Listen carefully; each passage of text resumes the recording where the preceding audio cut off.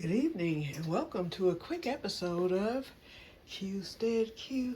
What you gonna do? I don't know, but something's gonna grow. It's the Que-stead show.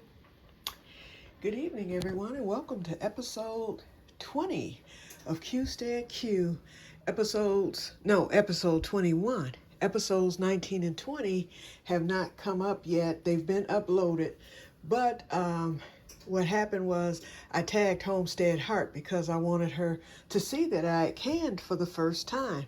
I ended up canning sweet pickles based off of her recipe, and it came out excellent.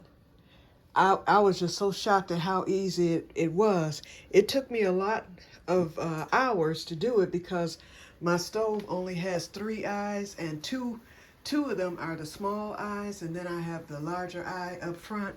So I had a heck of a time getting that water going, but I've come up with a new solution. So these are the 2 canners that I used.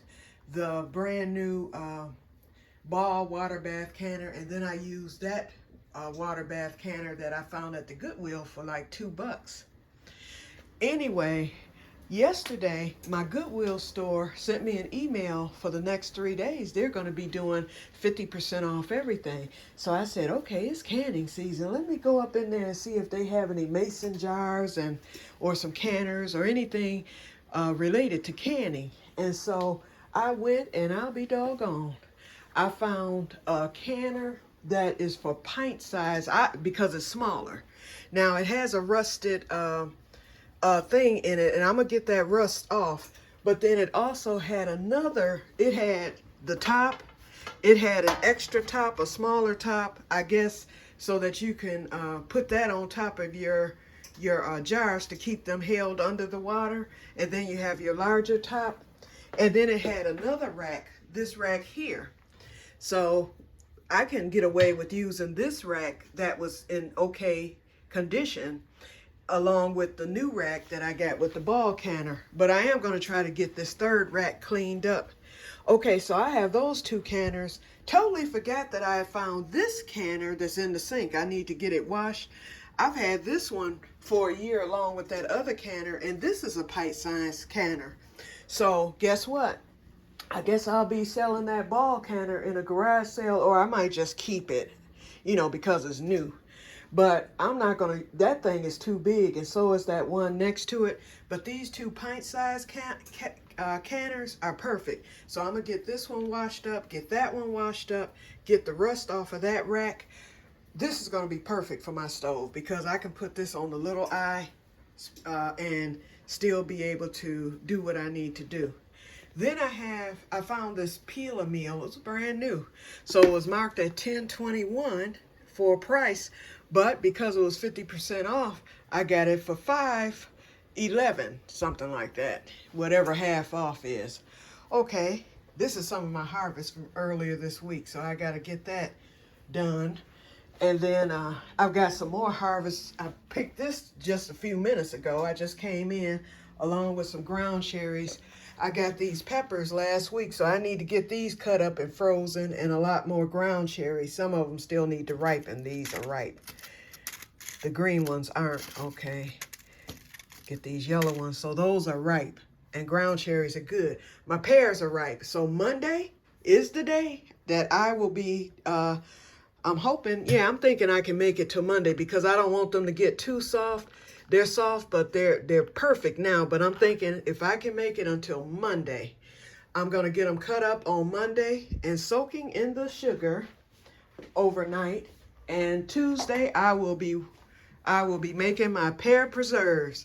Oh yeah, I'm into it now. And I bought the smaller book by Ball. It was less overwhelming than this larger book that I have. And I'm not going to be canning big stuff. I'm just going to be canning jellies, preserves, pickles, stuff like that. I don't think I'm going to ever get into canning meats and veggies. I need to study some more. Acidic versus non-acidic. I grasped the concept well. The directions are excellent in the book. I went strictly by the USDA recommendations. I see a lot of people online that cut corners and whatnot. The 2 I trust I trust Homestead Heart, and I trust a few others, Appalachia. I trust a few others with doing the tutorials, but everybody else I don't trust because they'll cut corners and they'll sit there and say, I did it like my grandmother did it, and that's the only way I know, and nothing ever happened to them. All it takes is one time. You could go 100 years in your family history and no one gets botulism, but one false move can get you in trouble. And excuse me, I'm about to sneeze. Sorry, y'all. I'm cooking and pepper just got in my nose. Okay, so I went back to my farmer's market on yesterday. I got the rest of my Italian plums to make my plum cherry jelly. I went on and bought for my preps, I bought another thing of honey. So these two are open, the darker one and the lighter one up top, but I bought another lighter one. I like the light better. So I'm gonna put that into my preps. It's not even open yet. Okay, and let's see, what else I get at the farmer's market? Oh, I got my plums. And I went to my food bank on Thursday because they do every other Thursday. And this is the time of year where the farmers donate a lot of their produce. People sit there and they try to be shamed and all that stuff. Forget that. No, they give out some good stuff. So they gave out peaches this week right from the tree. I got those peaches frozen and I'm going to make some peach jelly and some maybe some peach preserves. I bought my shear gel. I hear that the Certo isn't as good, although it's by Sure Gel, but it's the liquid stuff. And so I bought some Sure Gel on yesterday, and I'm going to go back to Myers on Monday, and I'm going to get the larger pack that comes with like 10 in them. I think they cost like $9 or $10, but it's a lot cheaper than buying just the one box by itself. So, and since I plan to do quite a few jellies this year, I'm going to just go on and do it and have that on hand. And it's not like I can't do more. You know, I mean, I wanted the fresh farmer's fruit, and I have a lot in there. Blueberries, I have grapes, I have strawberries. I have a lot of stuff in there, mulberries. So depending on how easy it's going to be to make that jelly, I may make up some more, so I'm going to need more pectin. But I have enough for now to do the cherry and plum. Pears, of course, don't need pectin, and neither do apples. And my farmer's market, they just got their apples in, so I may go and get some apples and do some apple preserves. Because a friend of mine, I had an apple tree one time in my backyard, and I pruned it. It was a house that I was renting, and I kept telling the owner, I was like, this apple, when I was a kid, because the house was 3 doors down from the house that I grew up in. And I kept telling him every year that apple would produce green apples. They never got big or anything. I said, he was like, I lived in this house before renting it to you. I've lived in this house for 10 years and it ain't never done nothing. I said, this apple tree will produce apples. So I told him, let me prune and fertilize it. So I went out and bought some Miracle Grow. And this was before I even started gardening or anything. I just knew that this apple tree had once produced. So I wanted to see if it would do it. I did that. I watered that thing every day. And that's the end of that summer. That thing put off some hand-sized, big, giant red apples. I had never even seen that even when I was a kid. And he couldn't believe it. He was like, you are out of your mind. He was like, I didn't believe you. I said, I know you didn't. I was like, I said, I believed, but I didn't know what it was going to do. But I figured if I put some fertilizer to it, it would do something. And my friend Ella came over there. This was right before I moved to Oklahoma. I was moving like 2 months after that.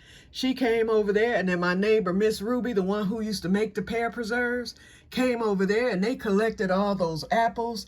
And I don't know what Ruby did with hers, but Ella brought me over a whole bunch of jars of pear preserves to take with me to Oklahoma. And because it was glass, I was like, no, I ain't doing this. So I didn't even taste them. I gave them to my late mother and father, because my father, he passed away a month after, no, not even a month after I arrived in Oklahoma. He passed away like maybe 3 weeks after I arrived in Oklahoma. So he did get to enjoy some of them. Okay, so I just picked green beans, but what I want to show everybody is that I have another baby cushaw coming over here. I'm not thinking about this one. I could care less about it. But look at this one right here, and I'm over 10 minutes, so. But here's the one that came and got pollinated. This is the one I self-pollinated. Look at that bad boy. So Homestead Heart, if you see this video, know that the cushaw is cushawing, okay? And I got it right there. Then I discovered another one that's been pollinated right here. So I'm gonna get 2 total. I might get more later, but we're running out of time. We're supposed to hit the 90s next week, and after next week, the party is over. Okay, now, my squash plants have all died except this one. This is the one that bounced back. See that one?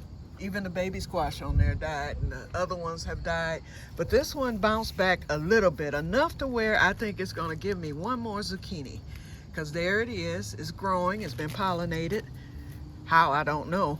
But anyway, the leaves are looking good on it, so I'm taking care of this, and I will let that last one come, and then I'm gonna tear that down.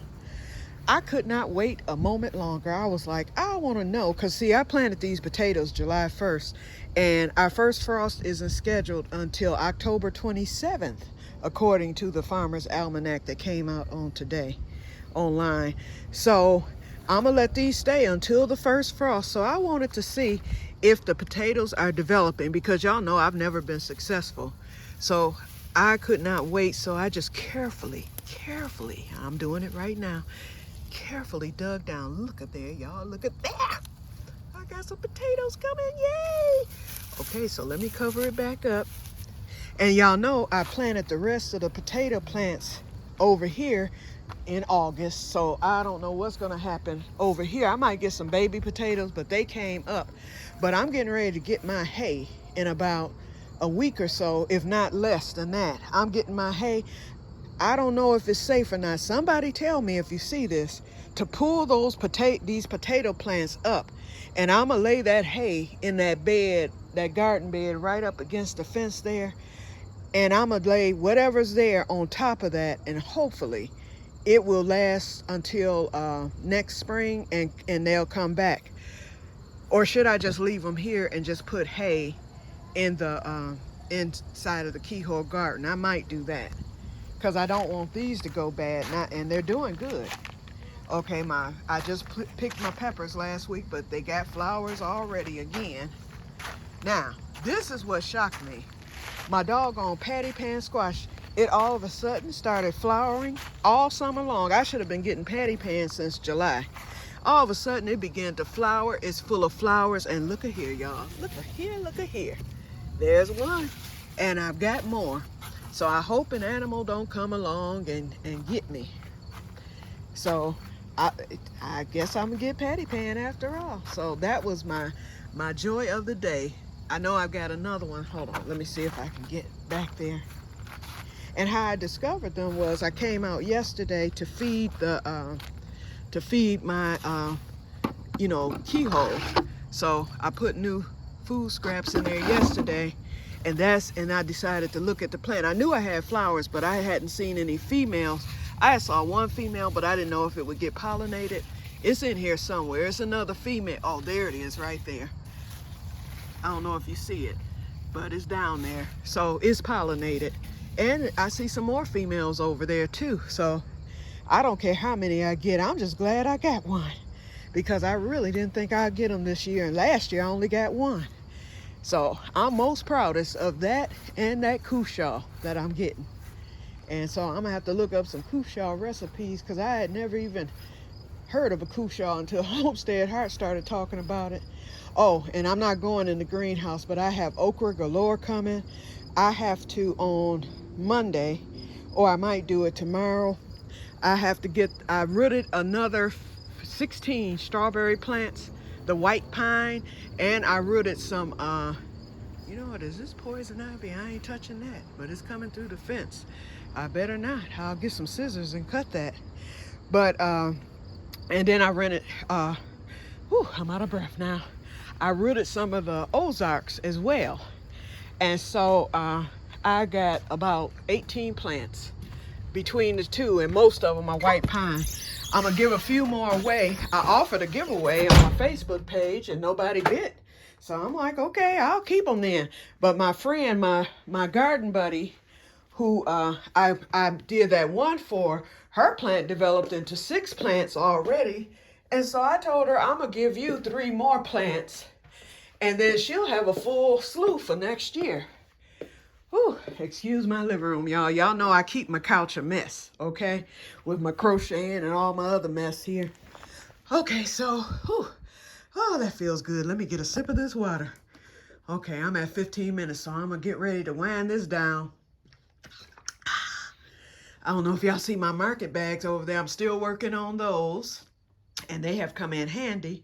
And now I'm working on a scrap shawl. I found some silk. This is silk and alpaca yarn that I had scrap. Then this is silk and linen. And then I found my stash of silk and bamboo yarn. So I was like, I'm gonna make a scrap shawl, because really it wasn't enough yarn to do much with. But I said, with all this, I can make a scrap shawl. So it's called a boomerang shawl. You make it in the shape of a boomerang. So, and it gets wider and wider. And then this end is narrow. And you can wear it like a scarf. Or if you turn it shoulder length, it looks like a shoulder length triangle shawl with a diagonal pattern. I know y'all can't see that, but anyway, when I'm done with it, I'll show it to you. I'll take a picture or do a video and put it across the love seat over there and let y'all see the finished product. So I'm working on that right now. The health. Yeah. You know, I've been having all these problems and didn't know what was happening. And so a few days ago, my jaw started hurting. And so I felt up in there and I felt a lump right in my jaw. So I'm thinking, okay, it's probably something of the salivary gland, but it was hurting so bad and it's down towards the bottom. Nowhere near my teeth or gums or anything. It's in my actual jaw. So my sister said, you better get back to the doctor and see what's happening. And y'all know I went to the hospital the other day, the day of my sister's retirement party. I don't know if I told y'all about that, but I did. That's another story. And then I did tell y'all about that. Then I missed my uncle's 84th birthday party last Saturday, but they Facebook lived it and I was able to see the whole thing. Then they FaceTimed me on the phone, so I was able to talk to my uncle and my aunt that I hadn't seen since 2019. And I saw my other aunt, but I had seen her a few weeks ago at her grandson's open house. So I've seen her, but my one aunt Hazel and my uncle Fred, I hadn't seen since 2019. So I was able to talk to both of them and see them on FaceTime. So I'm satisfied with that. And then my niece had the 6-month birthday party for my great nephew, and then my cousins from Oklahoma was here, and her son, who is 13 days older than my great nephew, he was there, so they dressed them alike, and so it was cute, and I got to meet my new little cousin.